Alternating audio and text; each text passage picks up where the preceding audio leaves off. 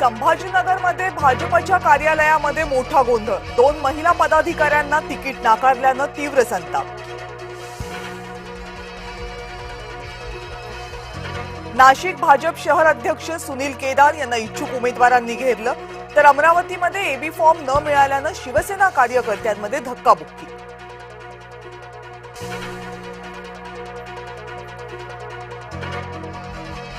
राज्यामध्ये महायुतीत भूकंप। नवी मुंबई, संभाजीनगर, अहिल्यानगर, अकोला, अमरावती आणि नाशिकमध्ये युती तुटली। आतापर्यंत 7 महानगरपालिकांमध्ये युतीला सुरुंग।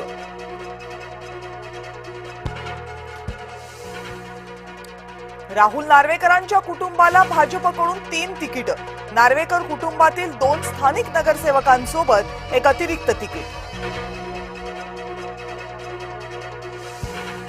आदित्य ठाकरेंना स्वतःच्या मतदारसंघात नाराजी दूर करता येईना। वरळीमध्ये मध्यस्थी करण्यासाठी उद्धव ठाकरे मैदानात। एबी फॉर्म दिलेले उमेदवार आणि नाराजींची उद्धव ठाकरेंसोबत चर्चा।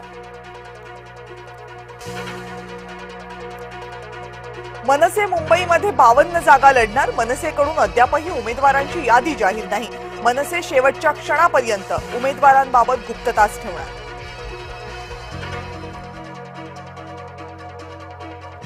संभाजीनगरमध्ये शिवसेना भाजपची युती तुटली। मंत्री संजय शिरसाटांकडून युती तुटल्याची घोषणा। स्थानिक भाजप नेत्यांच्या अहंकारामुळे युती तुटल्याचा आरोप। प्रवीण दरेकरांचे बंधू पालिका निवडणुकांच्या रिंगणात। प्रकाश दरेकरांना भाजपकडून एबी फॉर्म। वॉर्ड क्रमांक 3 मधून उमेदवारी अर्ज दाखल करणार।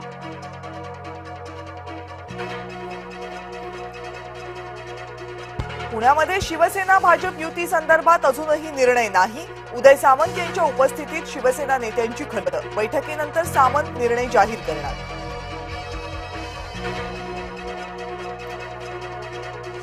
पुण्यामध्ये गुंड गजा मारणेची पत्नी निवडणुकीच्या रिंगणात। जयश्री मारणे बावधनमधून राष्ट्रवादीच्या अधिकृत उमेदवार।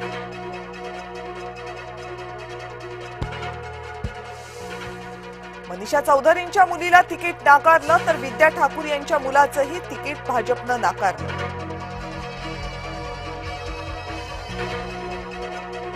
भाजपनं फेकलेल्या जागांवर शिंदेंचे उमेदवार लढणार। शिवसेना म्हणून मिरवणाऱ्या आता भाजपच्या तुकड्यांवर। एकनाथ शिंदेंना खासदार संजय राऊतांचे टोले। मनपा निवडणुकांसाठी अर्ज भरायला उरले अखेरचे काही तास। शेवटच्या दिवशी पालिका यंत्रणांची लागणार कसोटी।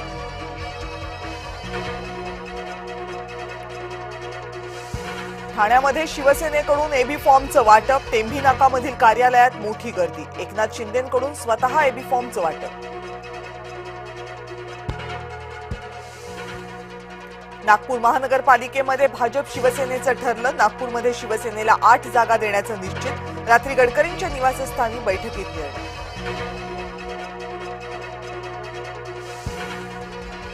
भुयारी मेट्रोची उद्या रात्रभर सेवा। मेट्रोच्या 60 विशेष फेऱ्या धावणार।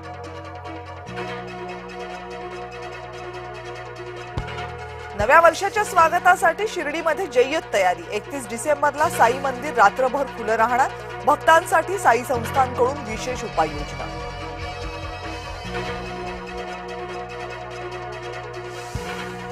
व्लादिमीर पुतीन यांचं नौगोराड येथील निवासस्थान युक्रेनकडून लक्ष्य।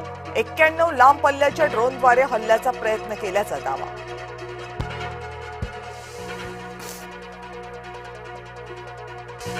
बांगलादेशच्या माजी पंतप्रधान खलिदा जिया यांचं निधन। ढाक्यात वयाच्या 80व्या वर्षी घेतला अखेरचा श्वास।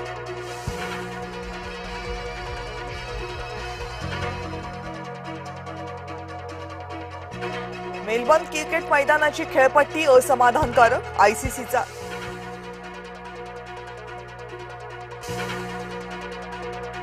आयसीसीचा शेरा 1 दोषांकही जमा।